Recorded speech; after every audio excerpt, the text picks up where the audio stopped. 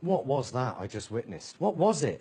That was like a Shakespearean tragedy, but written by monkeys on typewriters. That was arguably the worst political speech I've ever witnessed.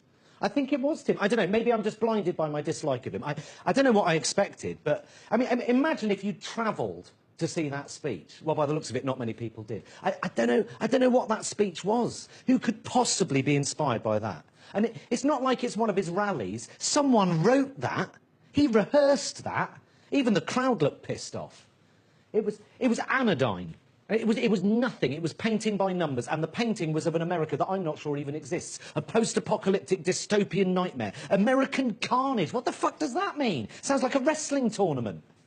If I'd voted for Trump, Tim, I think I'd be fucking furious right now. The game's up. He's a fake. He says he's going to drain the swamp. He's anti-establishment. He just said it. He just said he's handing back democracy to the people. And that's what people voted for. Fine. So why is he appointing a motorcade of Goldman Sachs, oil industry and super rich into the White House to run the country? Drain the swamp? He's appointing far-right apologists, climate change deniers, an education secretary who is so inept she sounds like she'd have trouble spelling education. He's hiring people with close links to murderous and authoritarian enemies of America. He's got this unexplainable boner for Putin. It's fucked up.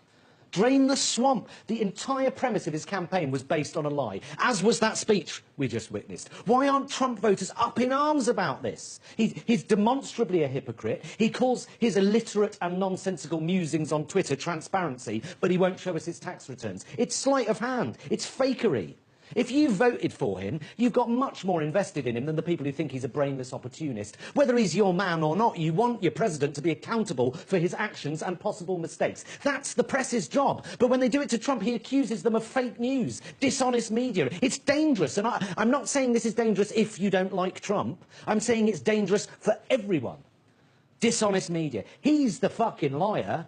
It's bizarre behaviour. He can't take any criticism. It's egomaniacal, which means he's unlikely to be able to separate the needs of the country from the needs of his own ego. He's easily provoked, and that doesn't make him a strong leader. It makes him weak, easily played, unable to handle inconvenient truths. Look at him. Look at him, fucking prick.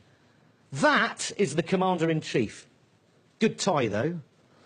Look, I don't want to just hurl insults at him, but look, he's a bratish, subliterate bragger, ill-informed, privileged, self-righteous, entitled mummy's boy. I'm trying to remain objective here, but he is a hyper-sexed, gurning slug who mistakes brash for charisma, who thinks popularity matters more than integrity, that diplomacy has no place in politics, a bloated, incandescent, lobotomized sexual predator, a paranoid and supremely unqualified demagogue, a massive 70-year-old cheese puff what's-it with tiny, wandering hands, an arrogant, ill-informed, oversized Oompa Loompa, a whinging, braying, misogynistic, know-nothing spunk bubble, a fat-headed egomaniac with a skull full of fetid, shit-smelling... Yep.